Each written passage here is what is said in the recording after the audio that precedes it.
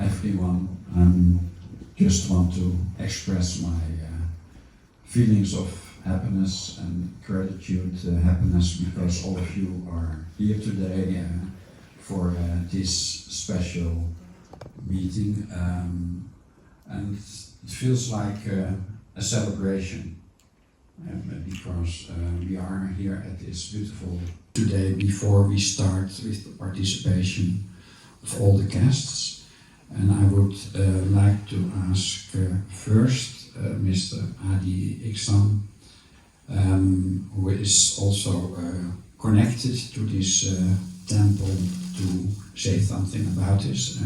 Honorable reverends and all other Dhamma friends, I hope I'm clear.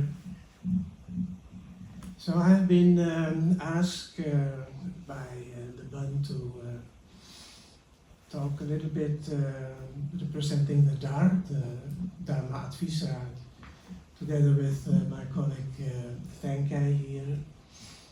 As time is very limited, so we just agreed to talk for 7 minutes just to introduce the diversity of Buddhism in the Netherlands. So in the past, when there was not yet any DAR, we were very much confined to our own Sangha. So I was connected to Sangkha Metta and Stichting Sangkha Metta, the Foundation Sangkha Metta and Foundation Dhammadippa. And we were actually primarily only active with what is happening in our own Sangha. And from time to time, when there is a BUN occasion, then we get news about what is happening on the whole scale of the Buddhism in Holland. But really some kind of exchange in views, exchange in how we experience our Buddhism, our practice, how we learn, and the way we learn the Buddhism has not been very much talked about until the moment that the BUN asked several senior teachers of the different Sanghas to form the Dharma Adviesraad, which is a college that provides from time to time Dharmic advice to the BUN when there are issues that is coming up or facing by the BUN that needs some little more clearance from the Dhammic perspective. And of course, since there is the DAR, personally I have seen how diverse Buddhism actually is. And when we say about the diversity in Buddhism, it means that almost automatically you can see, is there any homogeneous Buddhism actually in the way that we present or that we experience the teachings of the Buddha? Well, I have seen in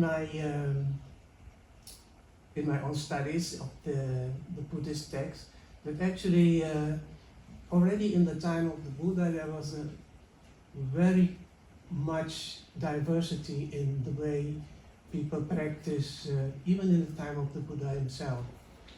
So the students of the Buddha like Reverend Moggallana, Reverend Sariputta, and Reverend Kondanyo, they represent types of Buddhism that clearly fits to a certain type of persons. So there's, when we say if there is any kind of homogeneous, of monolith kind of Buddhism, I don't think this really exists.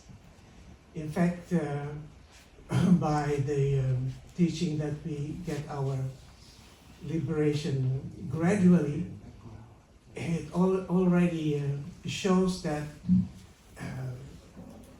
the rules and the discipline that we are following also increases gradually with our own capacity, our own spiritual development. So in the Theravada teachings, there is this three kind of categories of persons in their spiritual awakening, of the spiritual development. It begins with the worldling, the Putujana, and this Putujana doesn't really see Buddhism as a direct liberation, but is still very much confined to the normal world.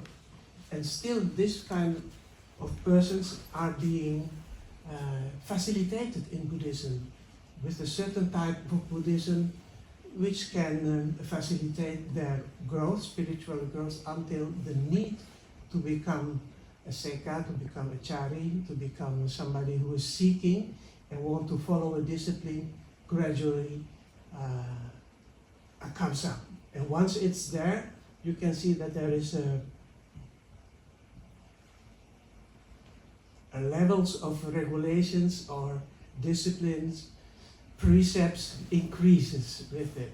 So it increases with your own capacity, your own development, your own understanding of Buddhism. And the highest point is, of course, the Acharyas and Asekas, who have fulfilled their whole path, and they are the ones who are keeping the teachings alive for the future generations. So in this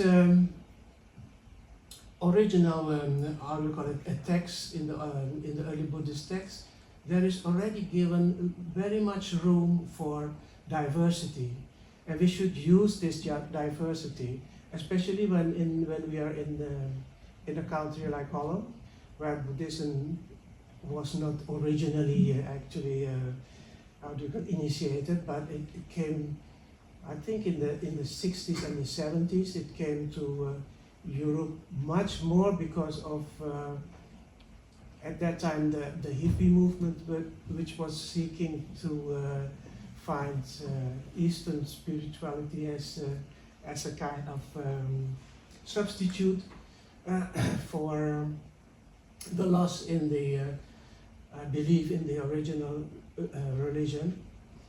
So when it came here, the first thing that came through and struck most of the people here were, of course, the meditation techniques, and the vipassana, the samatha, and later on it became popular as mindfulness.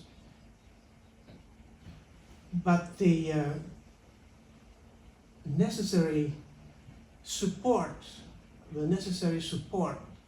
from the Dutch community was not, how do you call it, it was not a natural thing.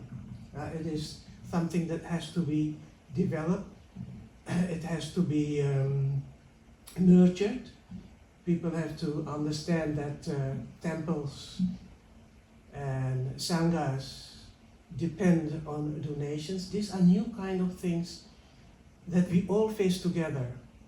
And during these Dar meetings, when we exchange our views of interpretation of Dhamma, and we have respect to of the different views, sometimes involve different angles, different outlook of the task as a Buddhist, we see more and more that we are actually also at the same time confronting a common cause. And this common cause is of course the bringing of the much more understanding in the Western community, in particular the Dutch community, how to interact with Buddhism, and how would it be possible for Buddhism to give a a meerwaarde, how do you call it in English? Added value. An added value, thank you very much. To give an added value to the Dutch community.